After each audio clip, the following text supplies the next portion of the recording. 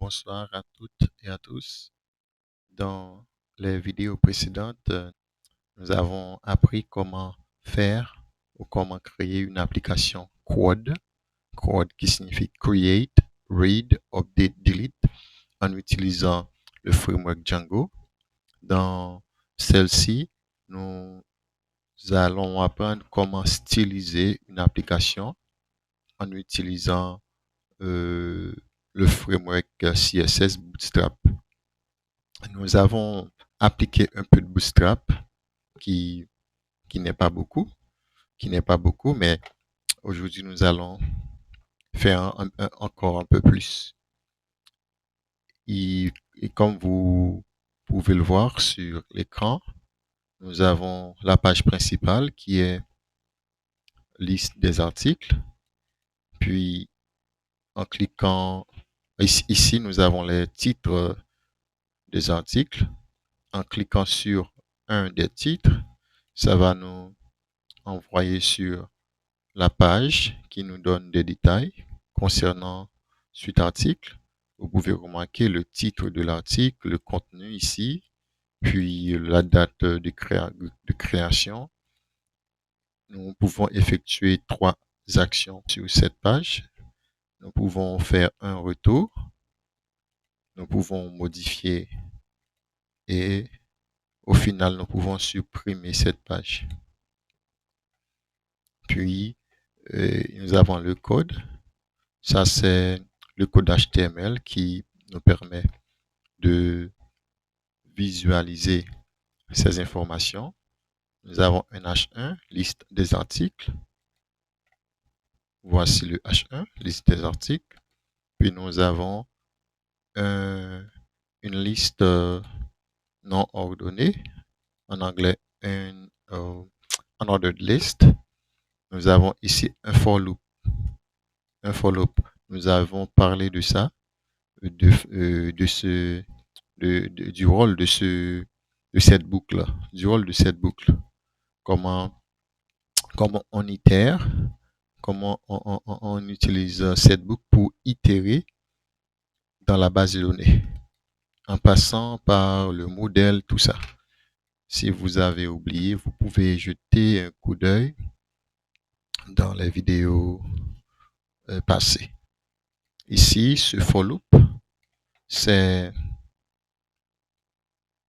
cette boucle, si je parle en français, cette boucle, c'est elle qui nous permet de récupérer les articles que nous avions sauvegardés dans la base de données. Maintenant, nous avons la page de détail. En cliquant sur la page de détail, nous avions vu le titre de l'article. Voici comment on récupère le titre de l'article, le contenu de l'article, la date de création. Voici les 3 actions que nous avions vues. Le retour à la liste, modifier, puis supprimer. Maintenant, sans perdre de temps, nous allons styliser ces 2 pages.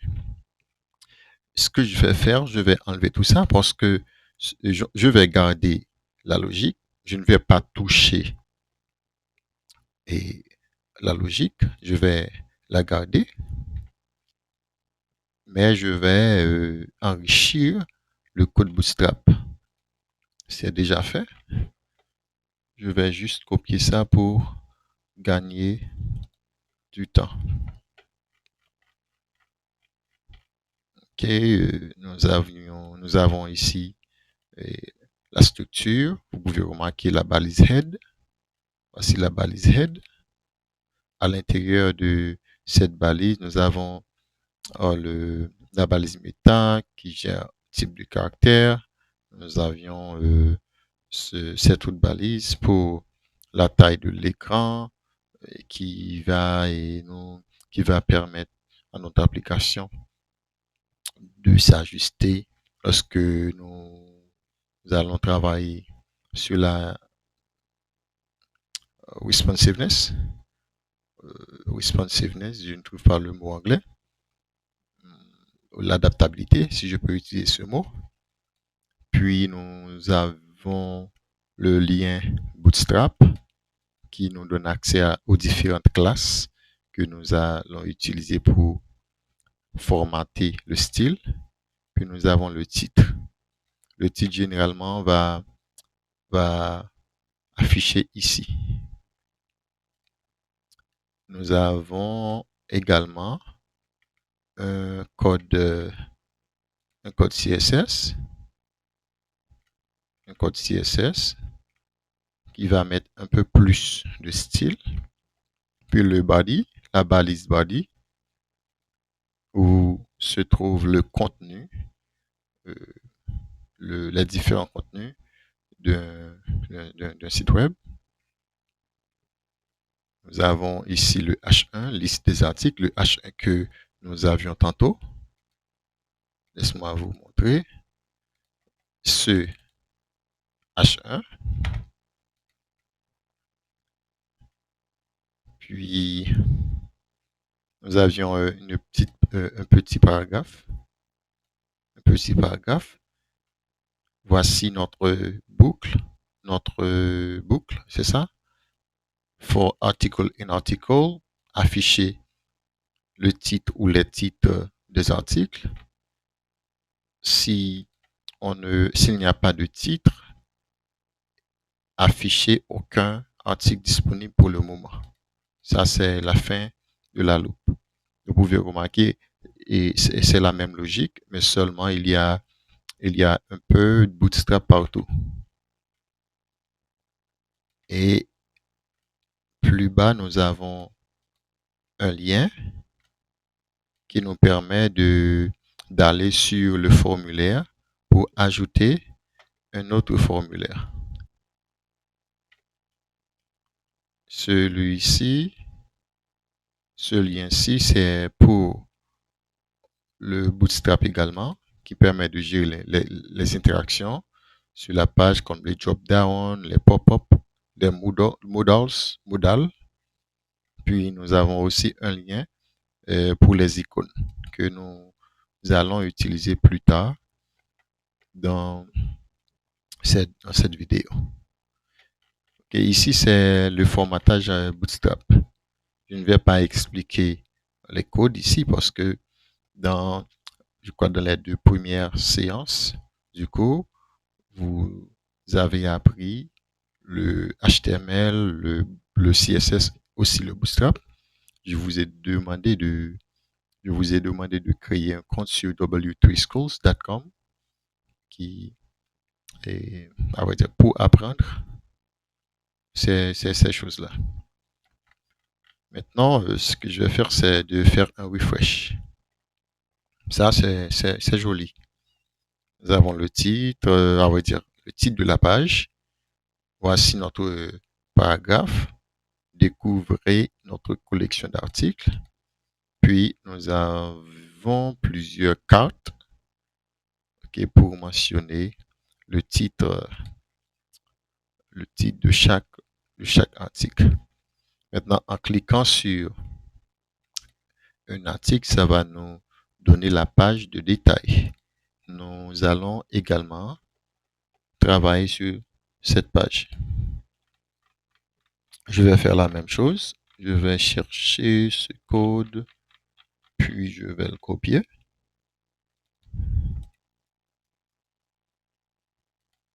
Voici la page de détail. Je vais le coller ici.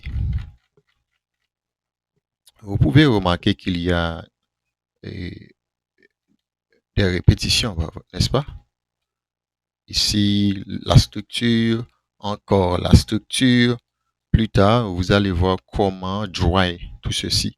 Quand je dis dry, vous savez, dry, c'est un principe en programmation qui signifie don't repeat yourself. Tout autant que nous sommes capables d'éviter répéter des codes. C'est éviter faire ça. Donc, plus tard, nous allons apprendre ensemble comment faire ça. Mais entre-temps, restons avec cette redondance. Okay. Et ici,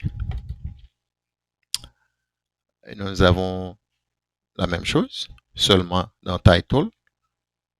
Nous utilisons cette syntaxe pour faire appel au titre. Également pour cette page, nous avons du code CSS pour augmenter le style. Et dans Body, nous avons la même logique. Article.titre, article.contenu, article.date de création. OK? C'est la même logique que nous avions tantôt. Si je fais un CTRL-Z, voilà. Article.titre, article.contenu, article date de création. Puis les trois liens qui nous permettent d'effectuer des actions sur cette page. Je fais un retour. Voici nos trois liens. Le premier, retour à la liste. Le deuxième, et puis le troisième. La même logique, mais le style, ça est enrichi. C'est bon. Je n'ai pas besoin d'expliquer parce que c'est la même chose que cette page. Refresh. Voilà, ça c'est très très joli. Très très joli. Nous pouvons faire un retour. C'est quoi le computer science? C'est quoi le computer science? Détail, date de création, retour. C'est quoi transformers? What is a transformer? Contenu, etc. Retour. Maintenant, dans la vidéo, dans la prochaine vidéo, quand je clique sur ajouter un article, nous allons avoir cette page qui nous donne le formulaire. Nous allons styliser ce formulaire. Annuler.